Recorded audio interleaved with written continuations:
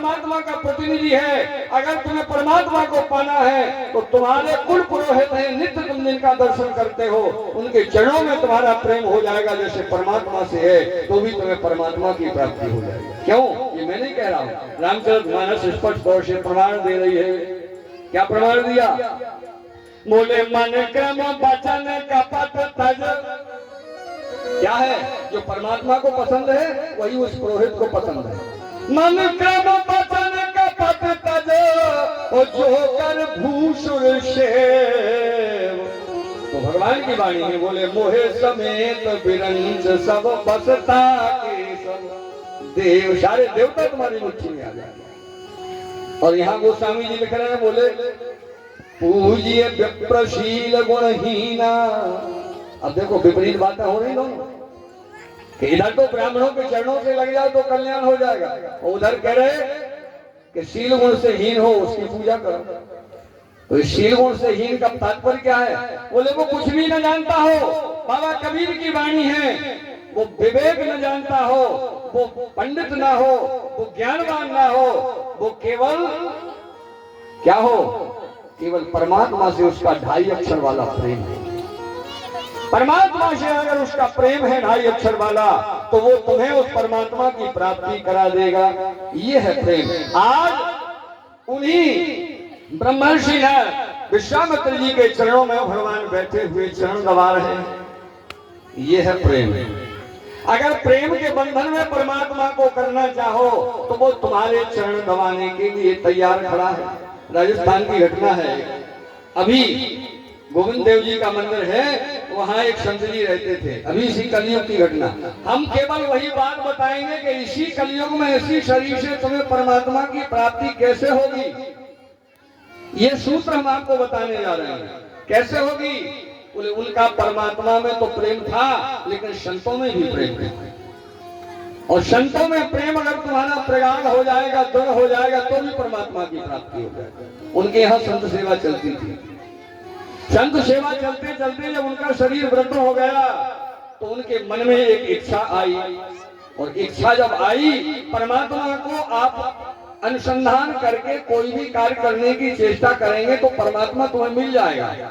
बोले जो इच्छा कर हो मन माही, जो इच्छा कर हो मन माही, प्रभु प्रसाद कछु दुर्लभ नाही, प्रभु प्रसाद कछु दुर्लभ नाही, जो इच्छा कर हो मन माही, जो इच्छा करे हो मन माही, प्रभु प्रसाद कछु दुर्लभ नाही, प्रभु प्रसाद कछु दुर्लभ नाही, जो इच्छा कर हो मन माही, प्रभु प्रसाद कछु दुर्लभ नाही, प्रभु प्रसाद कछु दुर्लभ नाही, प्रभु प्रसाद कछु दुर्लभ नाही। लेकिन इच्छा करना पड़ेगी तब परमात्मा मिलेगा, या नहीं कि जो जाने जिए दे जनाई। जिसे परमात्मा जनाई देगा, क्या परमात्मा हाथ पकड़ करके आ रहा है तुम्हें कि हमारी ओर आ जाओ? नहीं, उस परमात्मा की कृपा और दया सब पर बराबर बरस रही है, चाहे वो दुष्ट हो और चाहे हितैषी हो, चाहे भक्त हो चाहे अभक्त हो, सबके ऊपर। क्योंकि वो परमात्मा उसका ही बनाया हुआ पूरा स्वरूप है। जड़ चेतन जग जीव जत सकल राममय जान, वो कह भी रहा है सब पर मोज बराबर दाया। परमात्मा की दया सबके ऊपर बरस रही है, लेकिन मिलता ही नहीं रही सबको डालता। सबको क्यों नहीं मिल रही? बोले सबको इसलिए नहीं मिल रही कि परमात्मा की दया पानी की तरह बरस रही। कैसे बरस रही? बोले पानी की तरह। अब पानी की तरह दया बरस रही है जिस पात्र का मुख ऊपर की ओर है। जैसे रात में पानी बरसने वाला है और हमने गिलास रख दिया ऊपर करके, तो उसमें अगर पानी की 10-25 बूंदें तो भरी जाएंगी, ऊपर की ओर मुख है, और जो गिलास उल्टो धरो, रात भर झड़ी लगी रहे सावन की बूंद नहीं जाएगी। तो इसी प्रकार से हम जीवात्मा हैं कि जिसका मुख परमात्मा की ओर होगा उसे वो परमात्मा की कृपा और दया मिलेगी, बाकी किसी को मिलने वाली नहीं है। आज वही परमात्मा विश्वामित्र जी के चरणों को सहला रहे हैं, और चरणों को सहलाते सहलाते बाबा विश्वामित्र जी ने पुरानी कथा सुनाना शुरू कर दिया। और कथा सुनाते सुनाते यहाँ तक भी सुना दिया कि धनुष युद्ध होने वाला है, और धनुष यज्ञ की चर्चा सुनाते सुनाते अन्य कथाओं को सुनाया। और कथा सुनाते सुनाते राम जी से पहले विश्वामित्र जी विश्राम करने लगे। राम जी ने जब देखा कि गुरुजी विश्राम करने लगे तो राम जी को आदेश मिला, तो राम जी भी विश्राम करने लगे। राम जी जब विश्राम करने के लिए तैयार हुए तो लक्ष्मण जी उनके चरण दबा रहे हैं, और लक्ष्मण जी सबसे बाद में जब राम जी का आदेश मिला तब सोए। अब विचार करो, सबसे पहले गुरुजी सोए, गुरुजी के बाद राम जी सोए, और राम जी के बाद लक्ष्मण जी सोए। और जब जागे हैं तब कौन जागा सबसे पहले? सबसे पहले लक्ष्मण जी जागे। निशागत जब रात्रि बीती तो लक्ष्मण जी जागे। वहां गोस्वामी जी ने लिखा अरुण शिखा धनकान। अरुण शिखा किसे कहते हैं? साधारण व्यवहार में अगर समझेंगे तो मुर्गा को कहते हैं। तो मुर्गा ने 3 बजे आवाज लगाई और उसको सुनकर के लक्ष्मण जी उठे। लेकिन अध्यात्म की दृष्टि में हम जब जाएंगे तो मुर्गा नहीं है, वहां कौन है? बोले यह जग जागे जामिन जोगी। अरुण शिखा क्या है? बोले जो तपस्या करता है, आप लोग अनुभव कर लेना, जो तपस्या करने वाला संत होगा उसकी ये नाक लाल होगी, क्योंकि वो तपस्या का तेज उसकी नाक पर झलकता है, वही अरुण शिखा है। शिखा माने नाक होती है, और वो लाल होती है, उसके मस्तक पर, उसके भाल पर, उसकी शिखा पर लाल तेज होगा। तो वो उन्होंने आवाज दी किसकी? बोले शंख की ध्वनि।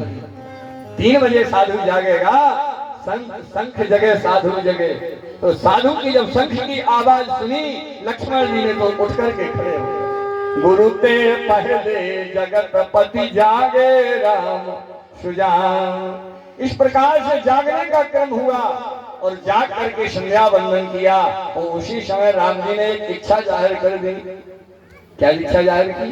बहाना किसे बनाया?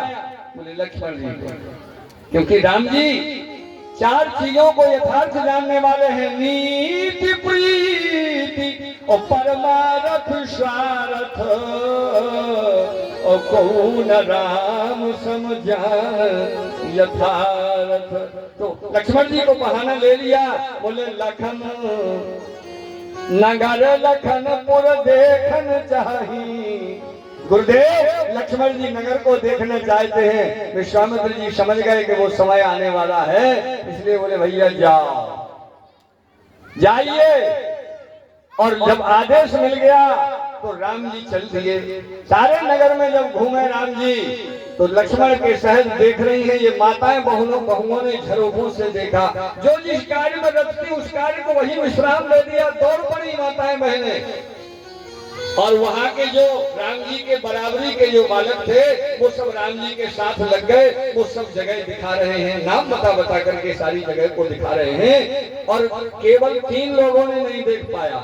किसने? जो एक अबोध बालक थे जिनका जन्म हाल में हुआ था, वो नहीं देख पाए। और वो नहीं देख पाए जिनका विवाह होकर के तुरंत आया था, वो नहीं देख पाए। और एक वो नहीं देख पाए जो वृद्ध थे, जो वृद्धावस्था में प्रवेश कर चुके थे, वो भी नहीं देख पाए। 3 ने नहीं देखा तो बहुओं ने जाकर के झरोखों से देखना प्रारंभ कर दिया। झरोखों माने खिड़की, खिड़की से देखना प्रारंभ किया। एक बहू देख रही थी और सास बहू को देख रही थी। तो सास ने देखा, बोले देख जा कुलक्षण, ऐसे उठा करके घूंघट, और वो देखने लगी। बोले देख जा कुलक्षण। अब वहीं आई और जब देख तो ये कैसे घूंघट उठा कर देख रही थी। तो वो बहू बोली माँ तुम्हें धिक्कार है। अरे अवश्य देखिए, देखकर जोगू, जो देखने लायक हो तो देखना ही चाहिए। और वो देखने लायक नहीं होते, तो ये मैं नहीं कह रहा हूं, राम जी को जिसने भी देखा पहली बार में, अभी आगे चर्चा आएगी तब स्पष्ट कर दूंगा मैं उस बात को। खरदूषण तीसरा 14,000 सेना को लेकर के आए, जब शूर्पणखा की नाक कट गई, शूर्पणखा ने इन तीनों को भेजा, और जब तीनों सामने आए तो तीनों ने ये कहा, क्या कहा, बोले यद्यपि भगनी और कीन कुरूपा, ओ बध लायक नहीं पुरुष अनुपा। ऐसी मनोहारी श्याम मूर्ति है जिसको देख करके दुष्ट भी अपना हृदय पिघल जाता है। तो आज वो बहू कह रही, बोले मताई तुम्हारी जय हो जाए, तुम आओ तो साफ, हमसे हैं तुम कुलक्षण कहो कसम कहो, लेकिन हम राम जी को देख रहे तुम्हारी नाश कर दे, तुम हमें देख रहे। अरे उन्हें देख लेती तो तुम्हारा भलो को हो जाता। कछु दुकाइयां हैं ये ऐसी कि कुछ ही खोसले आए होंगे, गले में टंगी होंगे कि बहू गोरो घी न खा ले। अरे अभी विवाह होकर के आएगा जानकी जी का, तब मैं बताऊंगा आपको कि बहू आते ही सारा सौंप दो उसको, मर जाओ तब बिगड़े तुम्हारा घर पर, का मतलब है पहले ही सौंप दो। यानी तुम कौशल्या बन जाओगी तो बहू सीता बन जाएगी, और तुम शूर्पणखा बनी नहीं तो बहू त्रिजटा बनवे में, और ताड़ का बनवे में देर नहीं लगा, क्योंकि तुम्हारा झोंटा पकड़े तुम उनके झोंटा पकड़ो, तो दो जन इनकी हुए गोत्था। इसलिए बहू को अगर सीता बनाना चाहती हो तो आपको ये प्रयास करना पड़ेगा कि आपको कौशल्या बनना पड़ेगा। राम जी गए पुष्प वाटिका में, और राम जी पुष्प वाटिका में जब पहुंचे और उधर से जानकी जी चल रही, जानकी जी को भेजा गया किसके लिए, बोले गौरी पूजन के लिए जानकी आई, सखियों के साथ गौरी पूजन के लिए जानकी आई, और इधर से राम जी चल रहे हैं। तो राम जी सबसे पहले वाटिका में पहुंचे तो उन्होंने क्या किया, बोले मालियों से पूछा, और ये यथार्थ बात है, किसी की चीज को बिना पूछे छूना नहीं चाहिए। चाहूं से चिताए पूछ मालिगन, और अब पुष्प तोड़ने की क्रिया क्या है, वो क्रिया ही मैं बता रहा हूं आप लोगों को।